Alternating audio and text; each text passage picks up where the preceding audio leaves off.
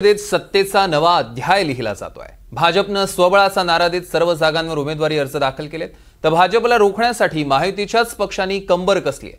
भाजपची एकाधिकारशाही संपवण्याच्या हेतूनं अजित पवार गट आणि शिंदे गट एकत्र आले आहेत। विशेष म्हणजे त्यांनी ठाकरे गट आणि शरद पवार गटाची साथ मिळाली आहे।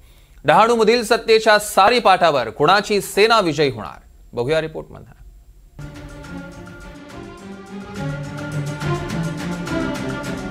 डहाणू नगर परिषदेत भाजपचा स्वबळाचा नारा।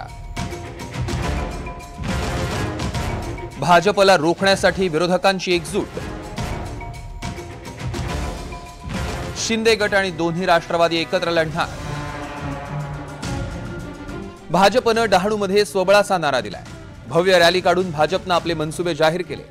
भाजपचे खासदार, आमदार, पक्षाचे पदाधिकारी सगळेच या भव्य रॅलीत सहभागी झाले। भाजपकडनं नगराध्यक्ष पदासह सर्व 27 जागांसाठी उमेदवारी अर्ज दाखल करण्यात आले। आता सध्या मी माझ्या उमेदवारीचा फॉर्म भरला आहे आणि त्याच्याबरोबर 27 आमचे उमेदवारांनी फॉर्म भरलेले आहेत। आम्ही युतीस कोणाबरोबर करत नाही आणि आम्ही स्वबळावर लढणार आणि आम्हाला विश्वास आहे आमच्या कार्यकर्त्यांना आमच्यावर। आमची टीम, आमचे खासदार सावरासाहेब आहेत तिथे उपस्थित, आता हे आमदार हरिचंद्र बोईसाहेब होते, इथूनच गेले। तर आम्हाला जे काम केलं लोकांचं आणि जे मोदीजीच्यावर विश्वास, देवेंद्रजीचा विश्वास आणि 1.5 वर्षात जे खासदार साहेबांनी आमच्या बेल्टमध्ये काम केलं आहे आणि 8 वर्षाच्या माझ्या माध्यमातून जे नगरपालिकेमध्ये काम झाले ते लोकांचं जोडण्याचं काम झालं। लोक आम्ही आमच्याबरोबर आहेत। आज बिहारचा रिझल्ट बघितला असेल तुम्ही, त्या रिझल्टमध्ये पण लोकांनी उत्तर दिलं आहे आणि डहाणूमध्ये आणि आपल्या जिल्ह्यामध्ये हे पूर्ण भारतीय जनता पार्टी 1-1.5 महिन्यामध्ये तुम्हाला प्रत्येक डहाणू नगराध्यक्ष, पालघर नगराध्यक्ष, वाडा नगराध्यक्ष, जव्हार नगराध्यक्ष, जिल्हा परिषदच्या सभा अध्यक्ष हे सर्व बीजेपीचे असतील, कारण लोक सबका साथ सबका विकास त्याच्याबरोबर लोक आहेत। पालघर जिल्ह्यात लोकसभा आणि विधानसभा निवडणुकीत भाजपला अभूतपूर्व यश मिळालं। या यशानंतर भाजपमध्ये जोरदार इन्कमिंग सुरू झाली आहे। पण डहाणू नगर परिषदेची निवडणूक भाजपसाठी प्रतिष्ठेची लढत ठरणार आहे, कारण भाजपला रोखण्यासाठी शिंदे गट, अजित पवार गट आणि शरद पवार गटही एकत्र आले। याशिवाय ठाकरे गट, माकप आणि इतर स्थानिक पक्षांचाही या आघाडीला छुपा पाठिंबा असल्याची चर्चा आहे। नाही, स्थानिक पातळीवरती आमचा निर्णय झालेला आहे।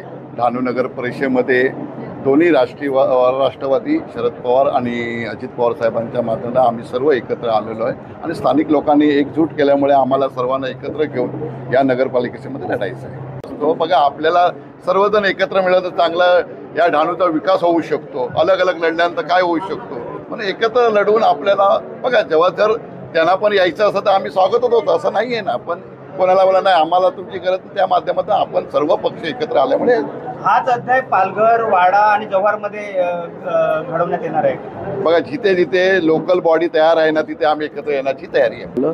जर भाजपाकडे एवढी ताकद असेल तर त्यांनी आमचे लोक घ्यायची गरज नव्हती। तर त्याच्यानंतर असं ठरवलं की भाजपाला इथे जे त्यांच्या जे एकाधिकारी सर्व जे चाललं आहे त्याला मात द्यायला आम्ही सर्व ठरवलं की एकत्र राहू।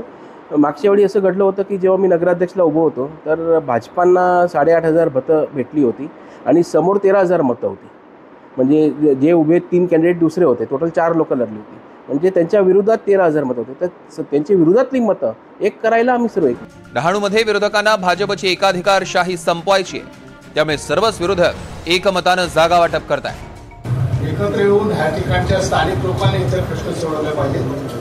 1992ला पहिली निवडणूक झाली नगर परिषदेची, काळजीशेठ इराणी त्यावेळेस निवडून आले होते। त्यानंतरच्या काळामध्ये अनेक नगराध्यक्ष झाले, पण हल्लीच्या काळामध्ये ज्या पद्धतीने नगरपालिकेचा कारभार चालत होता तो काही लोकाभिमुख नव्हता आणि त्यामुळे तो लोकाभिमुख होण्यासाठी लोकांतून निवडून आलेले लोकप्रतिनिधी आणि पक्ष आणि त्याच्यातून लोकशाही मार्गाने वागणारा त्या ठिकाणचा नगराध्यक्ष त्या ठिकाणी बसला पाहिजे आणि ह्या हेतूनेच आम्ही सगळे एकत्र आलेलो आहोत। डहाणूतील पारंपरिक बहुरंगी राजकारण आता 2 गटात विभागलं गेलं आहे। एकीकडे भाजप पूर्ण ताकदीनिशी रिंगणात उतरली आहे, तर दुसरीकडे सर्व पक्षीय विरोधकांची एकजूट मैदानात आहे। पण या डहाणू पॅटर्नमुळे ही निवडणूक फारच रंगतदार झाली आहे। मनोज सातवी, NDTV मराठी, पालघर।